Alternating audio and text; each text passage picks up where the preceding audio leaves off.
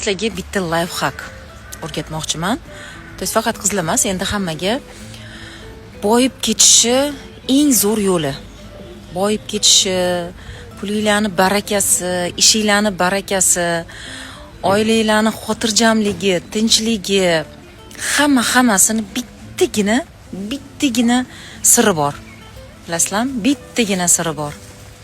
Mana shu narsa sizni 100% boyitadi. 100% boy qilib boradi, millioner qilib boradi, baxtli qiladi, xotirjamlik beradi.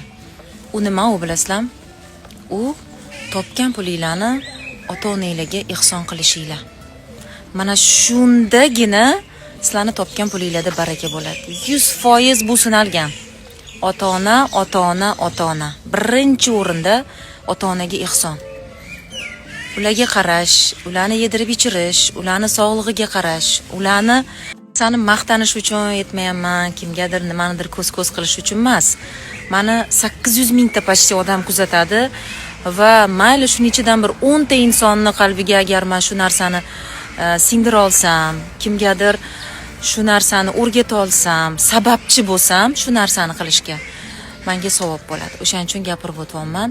Mana har yili mana shunaqa chiroyli joylarga onajonlarimizni joylashtiramiz, yotqizamiz va сейчас выходит va ularni mazza qilib dam olib ketishlari uchun qo'limizdan kelganini qilamiz.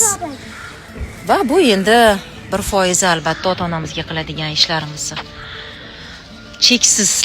Cheksizlikda qilish kerak ularga ehsonni, cheksizlikda. O'shanda mana shunaqa mazza qilib o'zinglar ham hayotdan rohatlanib, oila bilan, farzandinglar bilan mazza qilib yurasizlar. Mana ularga qarash, ular xohlaganidan ortiqroq darajada ularga e'tibor berish va mana shunaqa chiroyli joylarda ularni dam oldirib, ularni duosini olish o'rtoqlar. Mana shu narsalarni butun umringlar davomida 100 so'm pul topishni boshladinglarmi, 1000 so'm pul topishni boshladinglarmi, qilishni boshlanglar, ko'rasizlar barakani, yog'iladi boshinglardan. Hech narsa qilishinglar kerak emas, hech narsa absolyutno. Ishlab yuraverasizlar, Allohimni o'zi bu yoqdan ularni duosini olib, sizga 1000 barobar qilib qaytaraveradi. Да, Мустафа, а ты знаешь, как можно разбогатеть? Вот прям быстро, гарантийно, как можно разбогатеть? Nima qilsa boyib ketadi? Nima? Дуа, да? А дуа как получают? Вот так. Ular xohlaganidan ortiqroq darajada ularga e'tibor berish va mana shunaqa chiroyli joylarda ularni dam oldirib, ularni duosini olish o'rtoqlar.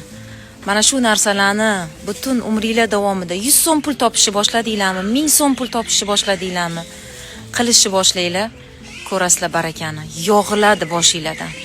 Hech narsa qilishinglar kerak emas, hech narsa absolyutno.